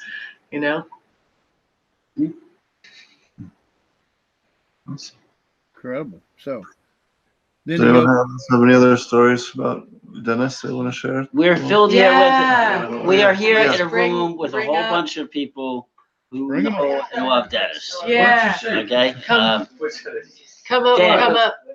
We're gonna bring Dan up. This is a 3-hour show, y'all. I mean, we can fit everybody. She said hi. It's really cool having a bunch of different guests. This is Dan. Please, remember what I said early on about dysfunctional? And we'll prove that point as each personality goes on. So you just.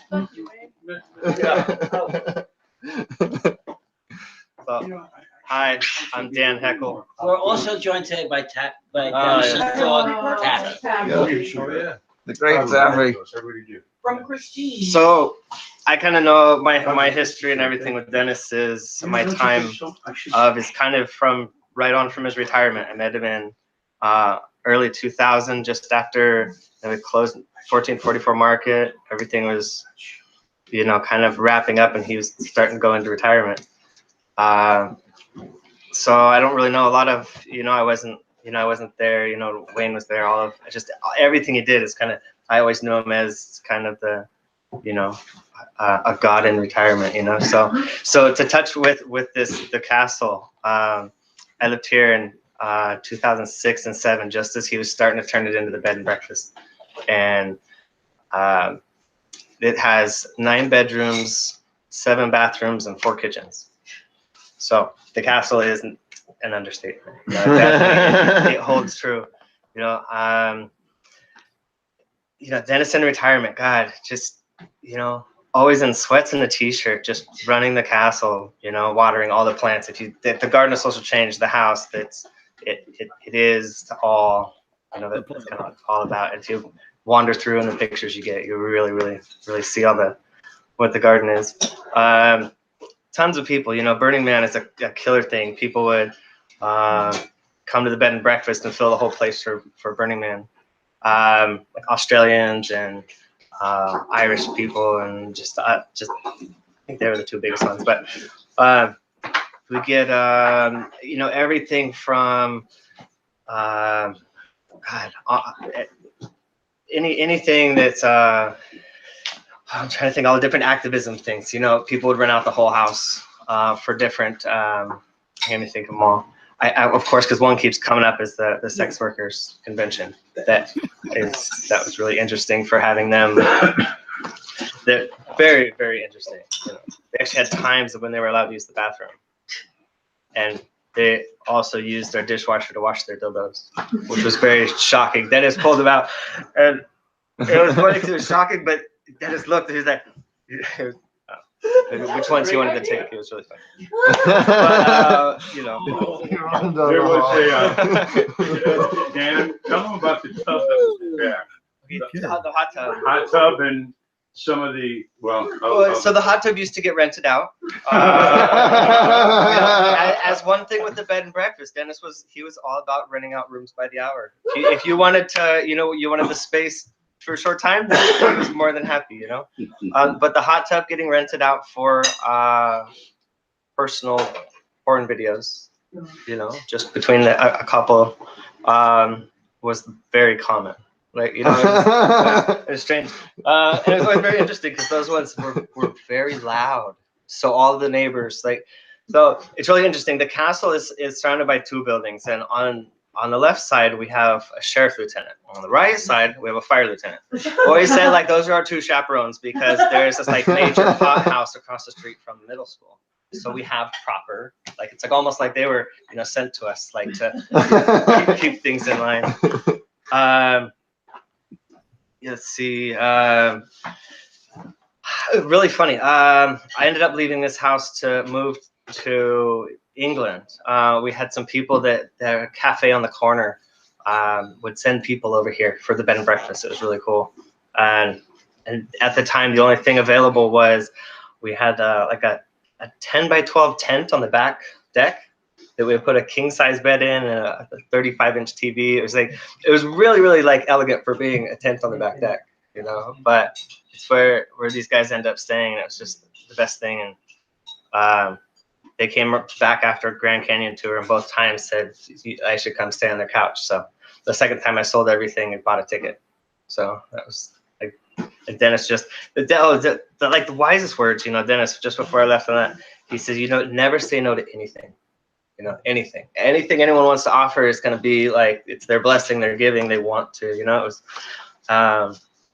yeah, some great adventures, but some awful food, you know. Things that I was in Poland for 3 months, and they're just like, oh, you're here for, we're having dinner. It's like they always have it like sitting waiting for if a guest show up, like, oh, it's dinner time. And yeah, a couple of times you just can't ask what you know, a couple of times they won't tell you. You know, but I think yeah, anyway, I moved back in here in 2010 when the bed and breakfast was getting a little unruly. He would always rent to the locals during the off season, and because he's so giving, like, you know, you can do anything you want as long as you keep it in your room. But the locals would take advantage of that, and they it kind of just got to be a crazy place there. And anyway, got the place back on its feet, and I managed it for 5 years and helped with the remodeling, adding bathrooms. You know, the most important thing is to have an extra bathroom, you know, especially with all these people. And then yeah, just Dennis happy as a clam. He's just wandering around, you know, barking orders and making sure everyone's. We always had one of the rooms was always for a live-in worker. I don't know the politically correct way, if I could say, like, you know. Anyway, they did everything. It was not everything, to help clean the rooms. You know, there's always a free room aside from the managers. You know, happy as a clam though, man. Yeah. Is one point. If someone were in need. Oh, okay. So yeah, rainy season. If someone were in Anyone was allowed. Okay, so the thing with Dennis is everybody knew that if you were homeless and you just came to town, you could stop by the castle, you get a joint, you get a warm shower, and like at least one night's sleep, one night stay. You know, he had 4 couches in the living room above us, which was like, so we had the whole bed and breakfast, and then there were the couches, and the couches were like $10 to $15 a night. You know, so lots of growers, lots of activists, lots and lots of people, you know, stay on those couches. But they were always open for free to, you know, people when it's raining. Or he'll pack the whole living room, you know, with 10 people in the pouring rain. You know, if they're, you know, they're just out for whatever reason, or yeah, he just had never stopped giving, never. You know, it's yeah, all the way until the very end.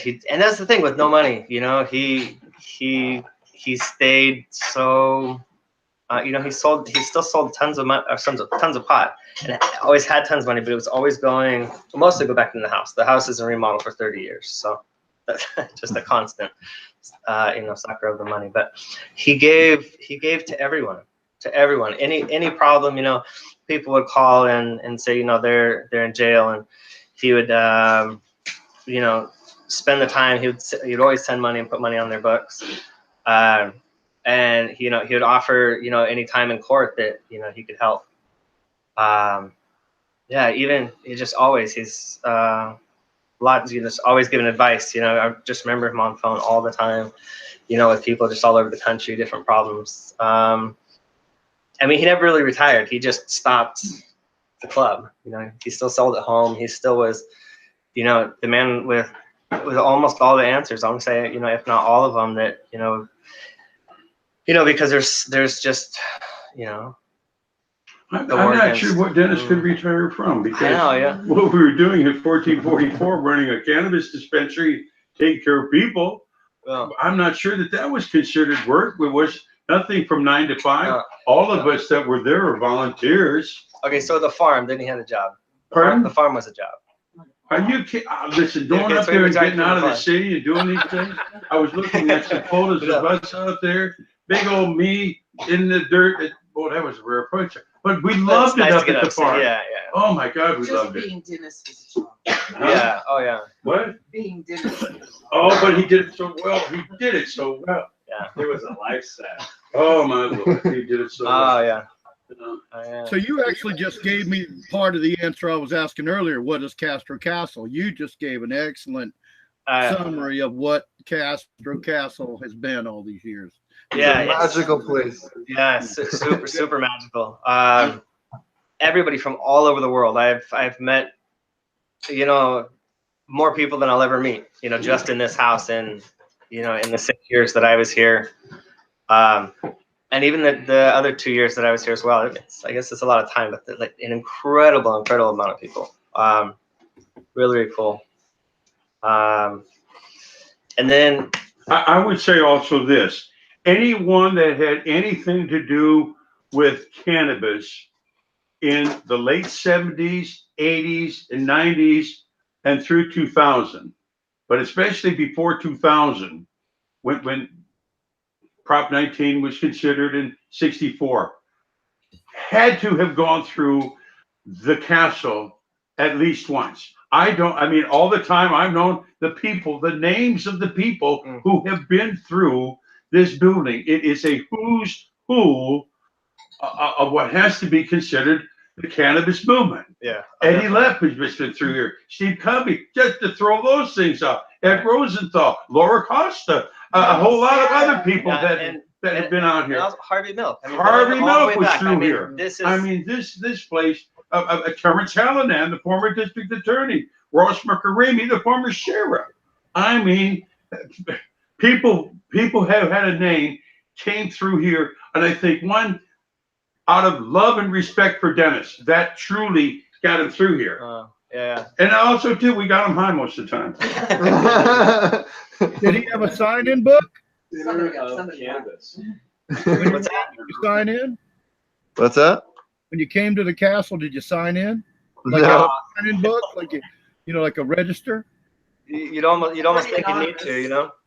Well, Yeah. I mean, that would have been awesome, right? If they'd had just like when you go to a funeral or you go to whatever and you sign in. Oh, They God, always have if we whoever had came. one, you know, they would have to be changed so often.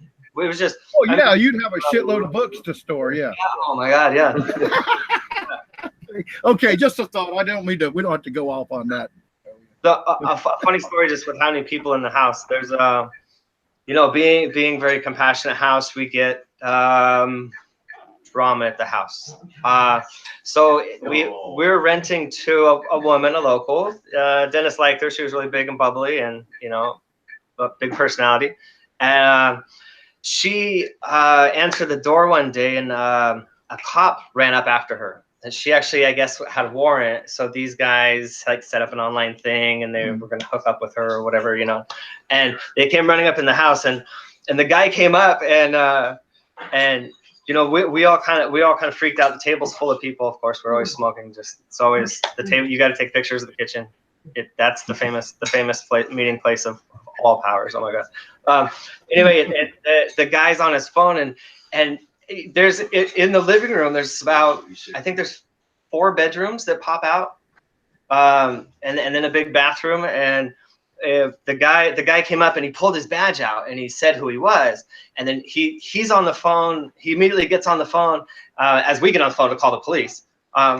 He gets on the phone and he said, I need backup. I need backup. There's people coming from everywhere because the house is just so full of people, and I think at any given time, there's 14 people living here.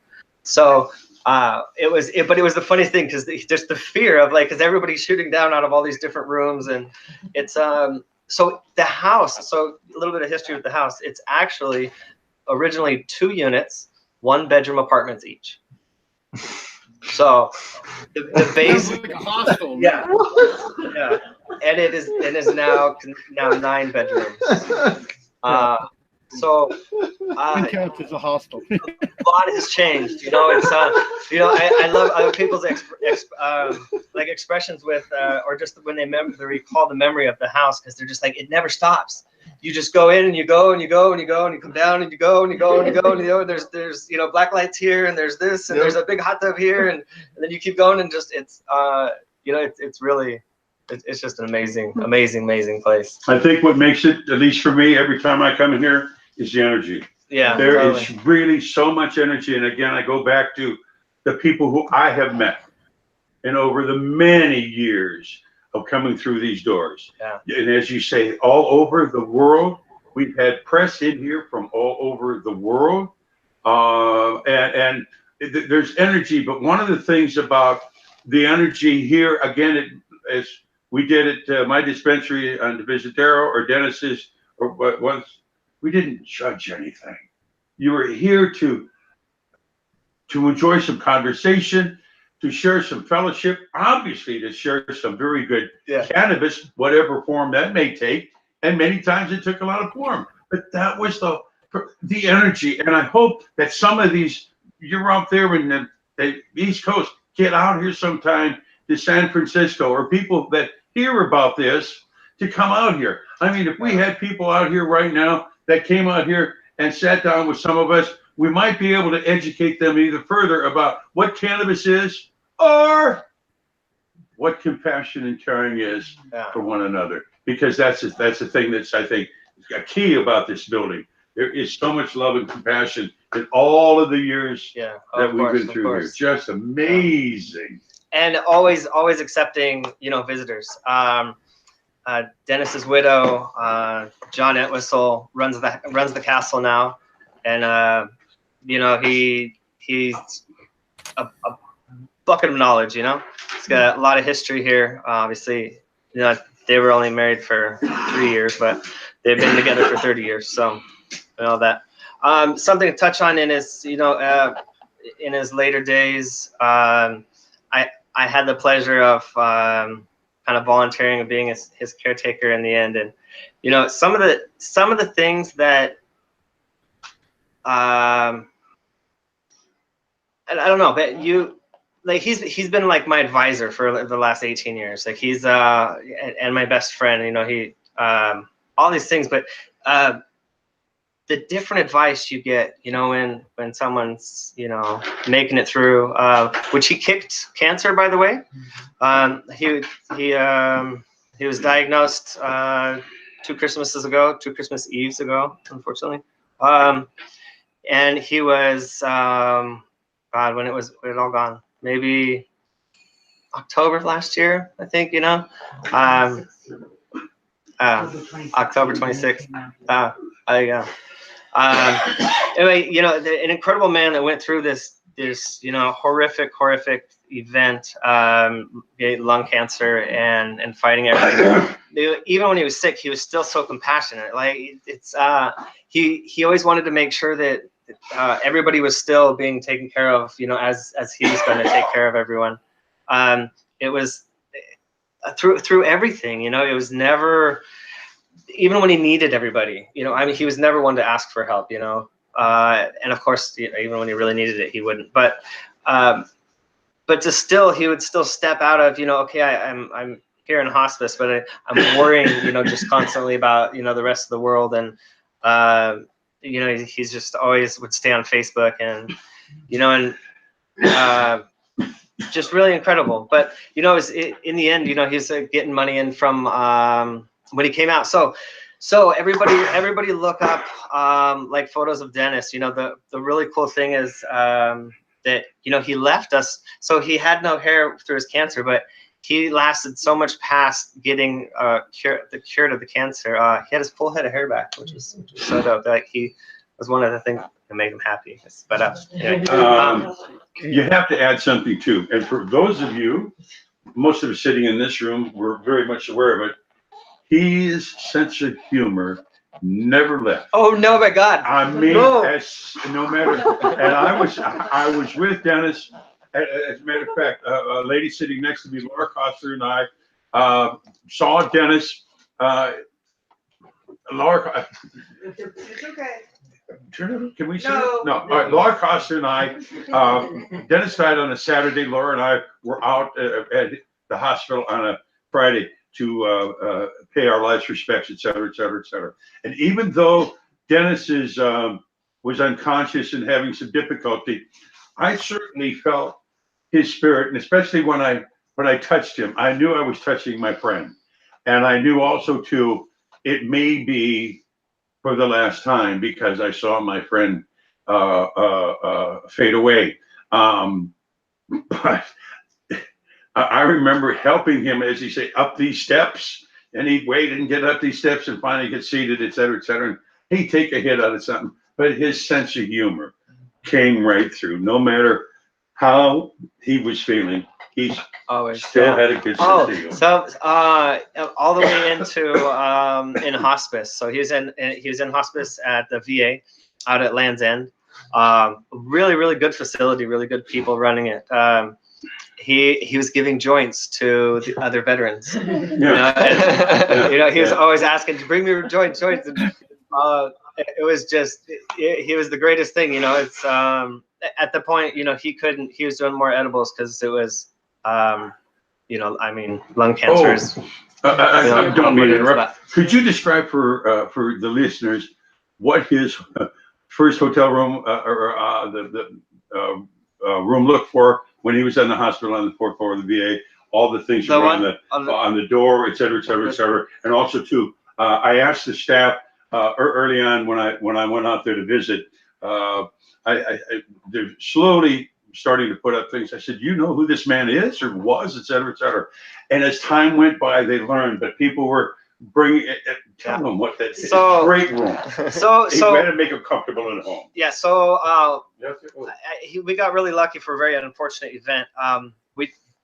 His brother Brian and I took him in on the 21st of April last year, and we almost lost him, you know, the morning of the 22nd. And he even, as he tells his brother Jeff, you know, he said, "I died." You know, it's or maybe it was you that noticed the blip Or anyway, there was a moment that was said, and Dennis kind of said from that moment, that he did die, but it was, they said he had, a couple of weeks. So they gave him the biggest private room in the whole place. So, whether he, we all believed, and we're still strong, firm believers since he got through the cancer, that, and he made it through that weekend, which was just, a miracle. And he actually was in there for another 5 months, which was really funny. So, yeah, and he more or less was kicked out because and it was really funny watching, because as they have this protocol, and all the nurses in like 3 months in, they're just like, well, what do we do? He won't take his morphine anymore. And, they give the polite, comfortable morphine, and that's, when you're really going to end. It was really funny, but pulled me aside twice, telling me, we don't think your brother has more than a few hours left. Yeah, in the beginning, it was beyond ridiculous. But so the idea was, Dennis, the house here has always been lots of colors, lots of everything, so we started decorating his room. Of course, first we brought some of the propaganda explaining, Dennis. So everybody that walked by, we had one of the big things on the front door. And a lot of his awards, and as well as disco lights and tons of flowers. It was food. Yeah. So the food was only so good there, of course. So we would sneak out, to see, I think, God, after the first month, once he regained his strength back from everything, still wasn't really talking. But we would sneak out, and which he wasn't technically allowed to for another month, and then it was really limited. But we'd sneak out every chance we get, and stupid nurses. One nurse like, oh, okay, here, but make sure he takes his morphine first. That doesn't make too much sense. And we get to the cafe, and he pretty much is, incapable to even eat because they give him too much morphine. So and that was I think that's what really triggered it for him. He's like, I don't want to be like that. I want to go out and enjoy things. So I think, probably, sneaking him out all those times really kind of helped get him to where he was like, I don't want the morphine. And then that's when it started trailing off, and, everybody didn't know what to do. And it was just like a party place. It was seriously a party place. So many people, and the nurses loved it. They said it's their favorite room to go in, yeah, it was seriously a party place, and a beautiful location. They have a lot of outdoor space. So I actually had some parties out there on the. There was a 3-year-old child that would come to the castle, and she was charming. That everyone has fallen in love with this little child, and the grandmother of this child would bring this young child to the hospital. Yeah. And for all of the time that Dennis and that child, they were together in the bed, hand in hand, playing with one another, et cetera, et cetera. Again, the love and compassion, first of all, sharing that with this little lovely child, but again, the caring, and he loved that. That again had to be healthy for him. Had to be, because he enjoyed that little girl. Yeah. He really did. Just, oh yeah. Yeah. And those of us that came out to visit him, sometimes we smelled like cannabis. I had someone tell me that when. We really did. So it got to the point where we were always smoking on the patio at the VA, which is government property. You can't smoke pot. Nothing is recognized. No. A smoking room. Yeah. Yeah, the smoking room. But not for smoking pot. Yeah, they had a smoking room, which was this great little box that they built with an air conditioner, and it had a fan that blew out, up a tube, around, and back in. So, and it got okay. So Dennis did start smoking again. He was like, you know what? If this is the end, I want my damn cigarette. I just want to be relaxed through the whole thing. Fuck it. And we would smoke outside a lot, but when it was cold, he's like, come on. He's like, let's go have a cigarette. You want one. Because he knew if I went in the box with him, it's just like smoking a cigarette, because this shit's just like a cigarette. And you get 5 guys in there, and you're just like, like, I want to pass out. But, it's just, yeah, I mean, we had a lot of fun times there, but sneaking out was always the best, One time, so he started doing it, his brothers would be correct and by the book, and they would check him out, and he got to the point where he was checked out too much. So his friend Donnie came to take him out, and Dennis is like, no, just go. Just if anyone stops, just go. Just keep going. He's like, what do you mean? So he's pushing his wheelchair, and like the nurses are coming at him like, no, Mr. Perone, you have to stay here. And Dennis is like, no, don't listen to him. So Donnie is going, and the nurse stands right in front of them and stops them. And she says, I'm gonna call security. You cannot leave. And Dennis is just like, no, it doesn't matter. You guys, we're just gonna go out smoke. We're just gonna go smoke. Oh. We're just gonna go out front and smoke. And he like kind of like just totally like tried to chill back and try to like trick them all. And it was just they just weren't having it, But yeah, it was he just, and that was at the end. I think he left like a week early. They were trying to get him out. He had to get approved for everything, and he was over it more than they were over it, of course. So he actually kind of escaped the last bit with a ticket to Vegas. By the way, he went to go see his best friend in Vegas. The first thing he did when he got out of hospice, yeah. And he was able to get down south to see Southern California, and then there was a farmer lady friend that he got up to farm up north for several weeks, which really was helpful during the time. Yeah. Again, prolonging his life. We got him to Jerry's too, and all, et cetera, et cetera. Lynette Shaw did a really nice thing. To have these people, and again, Laura Costa, to have Laura and her family provide for Dennis during this time, and Dennis loved it. He loved getting the hell out of Dodge, and I'm glad he had people that cared about him, and these folks cared about him. They really did.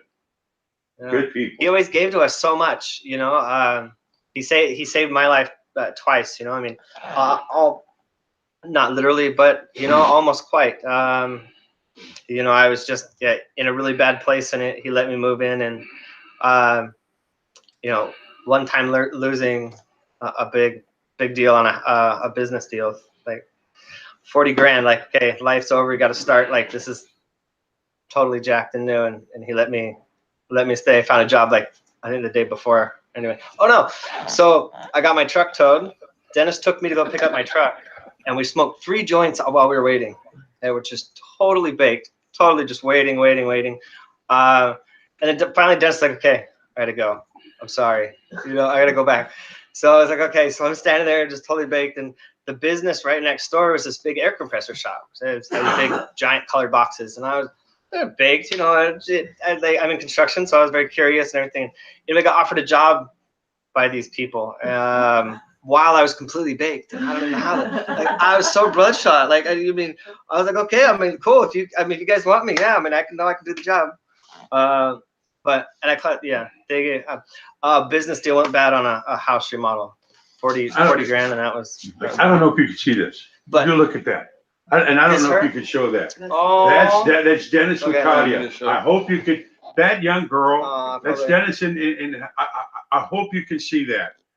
Look at that right there. You. That young lady. When he was taking the chemo, that was. Yeah. He was taking chemo at that time, right? And they were inseparable. They just always in the lap. That was always great, Dennis. That was better medicine than that other stuff. We got some others. We should get you guys a lot of the clips and stuff if you guys want to throw. I don't know. Yeah.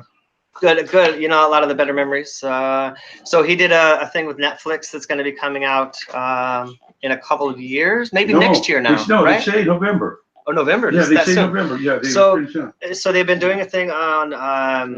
I forget the basis of it, because it was started out as kind of the growth of pot in California and kind of the history with it and everything. And I think it really turned into it's going to be more of a documentary on Dennis Perone, and then everything else is going to be kind of surrounding it. As far as I think the depth that these producers jumped into, they were really kind of part of the family for a couple months there, at the end. So that'll be really cool, whenever that comes out. What I kind of found? I think they were amazed by the energy that they were feeling. You know what I mean? They kind of felt this is. I can feel the compassion here. I can feel it. And they come over here, and we're always medicating. You're on and I wish these folks could let's see what I'm dabbing here, by the way, just in case you wonder. They became almost, yeah, in those times, part of the family because the cameras were around, et cetera, et cetera. But they were here so much time when the cameras were rolling. Exactly, I mean, that's why I think Yeah. a producer is really able to tell their story because Exactly, they can yeah, add in yeah, with all yeah. the clips. But And they could get up close and personal with us and who we were, what we've done, and yeah, with Dennis, and then all the people that came to visit him and the various characters that. yeah, Oh, we got characters. yeah. I mean, relatives, you know. There, we had Cara and Laura, huge helps when they did their shooting outdoors up in Fairfax when they're what's her collective called? Marin Alliance. Marin Alliance with Lynette Shaw did a big thing there and in his honor had big posters. One of the only places you can really old hippie town, you know, you can put big posters all over the town. You know, the Dennis Peron's coming. Most places, you know, conventions, you can only just at the door, you know, or something. One of the things that Dennis loved to do was to host parties here. Thanksgiving, you know, and Christmas and all. Huge. And the last, I remember we were just here the other day watching film of my 70th birthday party here. And when we partied here, those rooms upstairs, they got full. And the kitchen was full. And there's a whole lot of food out there. And there's a whole lot of cannabis here. And go downstairs, we had some music, et cetera, et cetera. He loved to. And as a matter of fact, for one of his parties, a young lady that is sitting here in this room performed and just left people speechless. One, her ability, also too, she's very cute and talented. But a good time. And then Laura Costa and Cara hosted events here. Dennis loved to party. Birthday parties, his mind, somebody he loved, and everybody was welcome. I mean, everybody was welcome. Everyone out there, please, you know, put forth on the calendar. You know, it's a great item to have. The photo shoot was done here at the house. You know, they brought black lights, which some of the photos you see that are how when Dennis was living here, it was over the top, way over the top. You know, the black lights in the back. I think we had something like 13 double bulb black lights, 4-foot black lights out there. And it was amazing, but they brought enough light back to you know bring some of the brightness out. Yeah, this is a perfect one. You see all the colors. This is a cottage that's in the back, which was the old carriage house. You know, so all of the photos in it are different parts of the backyard. You know. This is this month, so here we are. Yeah, Jean so Pond this is the mural there. that runs down the whole corridor. Oh yeah, behind her. So and there's Brownie Mary. That's Brownie Mary. So this is all a timeline depiction through Dennis, his bills. I think it's starting with God, what's that first one? Oh, look out there. And there's the photo we were talking about, Dennis Peron's Garden of Social Change right there. Yeah, and this is Dennis. There's Dennis. Super stud. I think he's in his 20s there. There he is. Later on. I don't know if you see him with his brothers. It'll focus. Yeah, it's coming through okay to give up people a good idea, but that's the best you're going to get out of it. Yeah. Because support's a good cause too. Yeah, really. Yeah, and it gives the beginning's a really nice story of Dennis. For anyone, I'm sure you know everybody knows to some degree. You know Dennis. For anyone, I'm sure that's watching. But to see, you know, or to hear, you know, someone else's perspective, you know, and kind of a, I just say it's written really well. So it's a nice little blurb that says everything. So yeah, it's not surprising that he had awesome parties. I mean, that kind of would go without saying. I would say at this point, but yeah, one can imagine how. And I love the black lights because I'm not a spring chicken myself. And, I partied a little bit in some rooms with nothing but black lights in my pit. Yeah. That'd be pretty cool for me for nostalgia, you know. Well, and Wayne, he's older. At least Wayne's older than me for a change. Somebody's older than me. Yeah, but listen, I have a confession to make. Is I'm around a lot of people. that have been with me for a while. I've come over here now about 25 years or something like that. And damn, every time I left here, I'm high. And sometimes if it was a baked good, if it was tincture, if it was hash, if it was vape, it was something. I've left here and I look around and I'm thinking, these people are not trying to corrupt me, but I'm out of here high. So that's a consistency for myself that I've always enjoyed that energy. I'm high. I wanna go to what they were saying earlier too. I know ever since I moved to San Francisco and they've invited me to Thanksgiving and New Year's Eve and Halloween and all the rest, and it's been a blast to spend my holidays with them since I don't have any family out here, and it's been I've been super grateful for that, and I can't thank them enough for that. Well, again, just sharing the energy and love. Yeah. Really, that's all. Yeah. New Year's. So gosh. We lost him on the 26th. January 27th. 27th. January. New Year's. Okay, can I talk about chicken? Maybe not. Probably be on the safe side. New Year's. Killer this year. I think more than most, because it wasn't a time to party yet. We had really nice party that was kind of thrown, so he didn't really have to do anything. But a lot of fun. We did. I think we did some more photos that day. Yeah. We had a big, huge thing out front. We kind of wanted to, show everybody that he's still here. There's this big, crazy house with lots of people. So we made a huge scene out front. I got pulled over after that. Oh no! So there you go. Everyone was obviously watching. Oh gosh, the police just watched the house. Right. There's always this is high profile house. But anyway, so real quick at the front, a little bit of history with the house. The house was built in 1889 across the street. They picked it up and moved it when they built the school. It was kind of interesting, which it got its carriage house in the back because the people that had enough to move it also had horses and buggies back then. So it didn't have a car. Yeah. It was more about upper scale, which is they gave up a lot of space just that. Anyway, it started in the beginning with marijuana leaf on a Red Cross, which was, I think, less than politely instructed by the Red Cross to Dennis to remove. And then it was turned into, had a beautiful Buddha painted on the front, which is the same artist that's painted his mural along the side. If you have a chance, get a couple of those clips. It's just amazing, pieces of time. And then now it's done in when the plaque was put up for Gilbert Baker, it was done into now wavy flags, which is really kind of, we had Gilbert was here, I forget when, maybe 3 years before he passed, and we asked him to paint a flag, and he painted a big wavy rainbow flag, which I believe is on one of the calendar months. I noticed. But so that's why the front of the house now, if you look up the Castro Castle, which is on Google as the Castro Castle, it's I believe it says it's the bed and breakfast is now closed.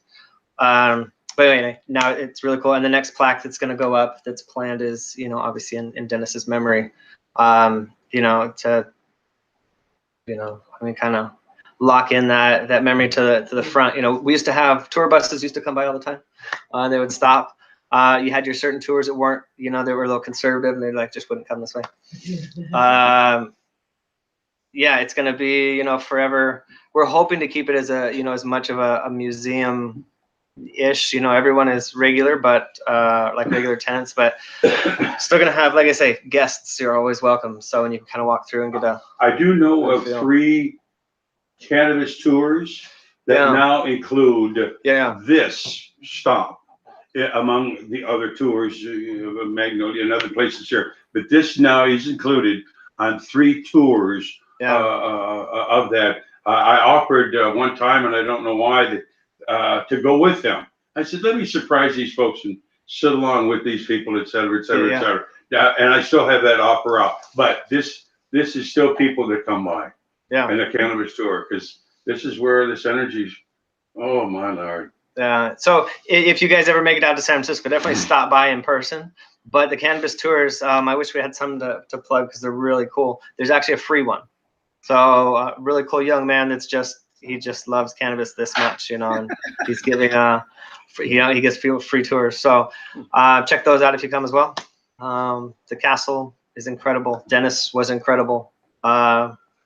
You always have his energy when you come here. It's something that'll always stay. So when the tourists come, you guys let them open the door and let them come through and look at the place?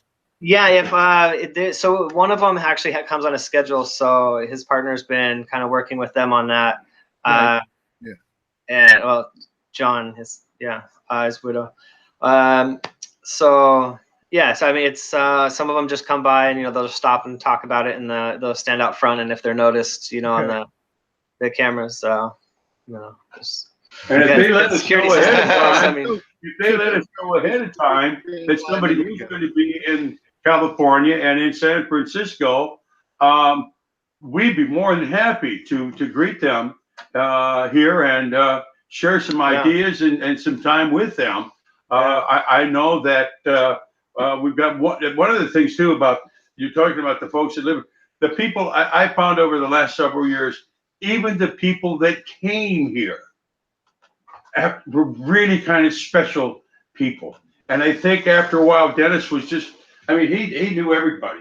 He really, and they came from all there. But in the last several years, there seemed to be a draw of special, and I think maybe because Dennis's energy was going to be taken away from us, and so he was impacting those of us that have been tutored from him and love him and have been by his side. And I think that's remarkable. And I know for myself and others, if there are people ever want to come out, contact myself or contact these people, I'll be more than happy to visit with you. And also too, please expect to get high. This is Wayne Justman speaking. Of course, he's. Hey, and leave a donation too. If they can use it. Does anyone else want to say kind of here in closing? We'll wrap things up. Appreciate everybody's time. All right. Well, I'll let you close out. I'm gonna go get on this circle. Well, thanks everybody for watching. We're gonna wrap things up here. A little bit shorter episode than normal. Actually, we ended up almost going on to normal time. But I gotta drive back to my house here before too long and get everything settled. So I will see you guys again next week, and appreciate everyone here at the castle. Wayne, Jeff, Laura, and Cara, and Joe, and sorry, I'm trying to blank. Jill and Megan, Dan, and everyone else, and everyone, that's Dennis has had an impact on his life on. I really appreciate all of them taking time out of their life to, tell this story and tell Dennis's story, and to help educate everyone on how the medical movement got started, and why we're able to do all the things that we're able to do now in the cannabis industry to begin with. So thanks everybody for your time. I appreciate it, and we'll see you guys again next week. Some more awesome content. Take care.